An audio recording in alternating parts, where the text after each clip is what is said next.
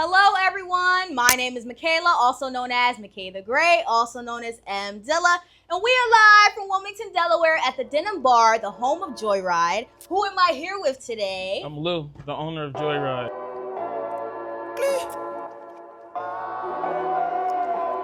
I can't let these niggas knock me off my pivot.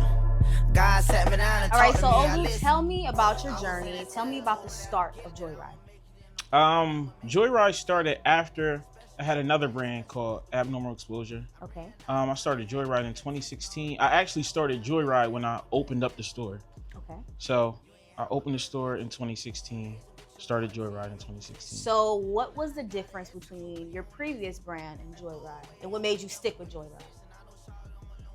The difference was I felt like it was, the Joyride thing was like more so like motorcycle type stuff, like because I was messing a lot with like denim even with the other brand. Yes. So I just felt like Joyride kind of like went with the type of designs that I was doing. Okay, so early on, what was your creative process like? How did you decipher what and what not you weren't going to put out? I didn't. Okay. I find something. I just try to find a blank canvas because at this time I wasn't really sewing. Okay. I just try to find like a blank canvas, distress it, add paint, add patches, stuff like that. So it was really, the creative process was just whatever I make I was putting out, and then it stuck. People started to like it, and then yeah. Okay, so I want to ask you, right? Mm-hmm. Starting off, how did you brand your brand? How did I brand my brand? I really just putting it on people. Okay. Really just putting it on people. Like, it wasn't, social media wasn't as powerful as it is today. Right. When I started both of my brands. Definitely when I started Abnormal Exposure, social media wasn't really a thing. So it was really just like the party scene. So people had to see it on. Yeah, people had to see it on. Okay. Absolutely. Okay, so. And then where you get this from. And I was doing a lot of customs too. Okay. Yeah. So when you say custom, you mean somebody can come in and just be like, somebody come in. I want my shirt to look like this, and I'm putting it together. Okay. So would you say the custom designs kind of inspired like the whole brand? Because I see with a lot of your stuff now, you'll have Bratz on one shirt, you might have an artist on another shirt. It's very specific what's on the shirt. So would you say everything you make is sort of like a custom vibe? Not really. I think it's more so like now, and I feel like my designs is more so like the culture.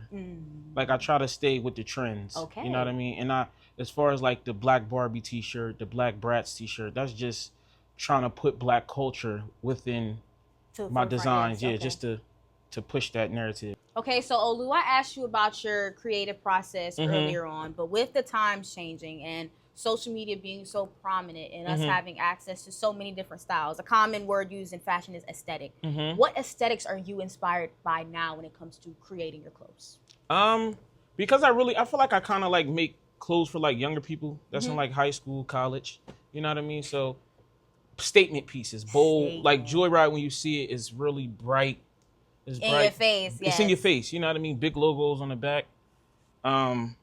That's kind of like, just want statement pieces. Okay. And stuff that's comfortable.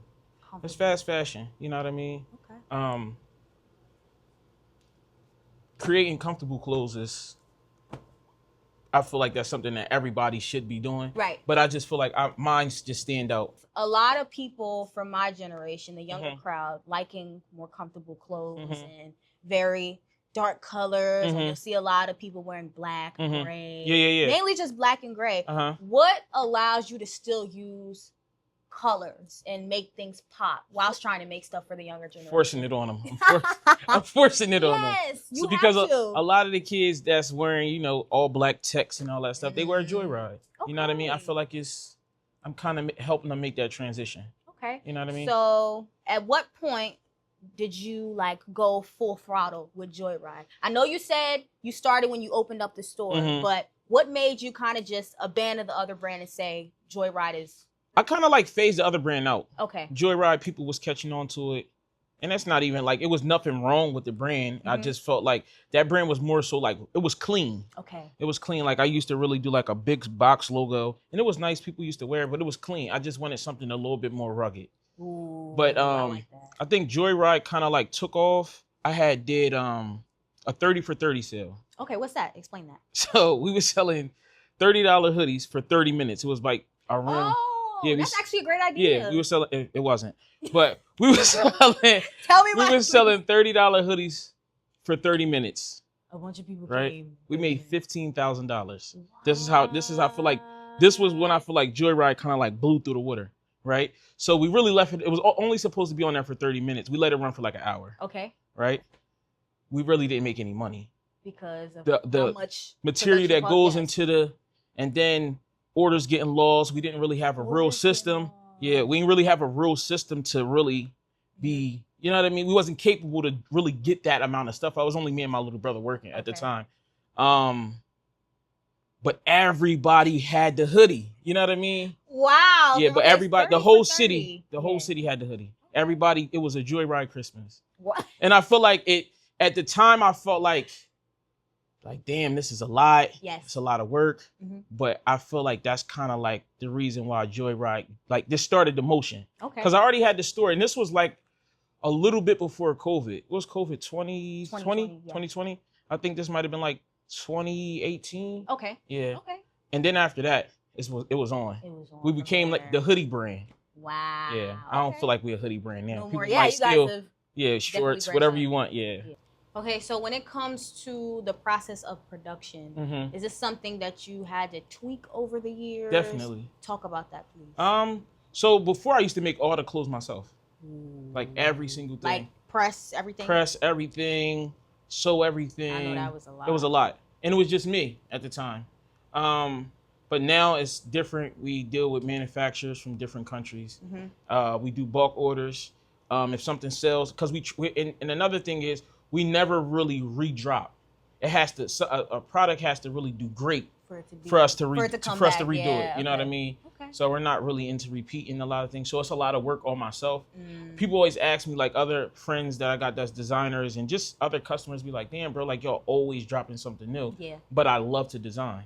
You know what I mean? Like I design, it's not work for me. Yes. It's not work for me. That's good. But and when you said you were doing it by yourself, how was that starting off with you having the idea, you making the designs, and not really having a team?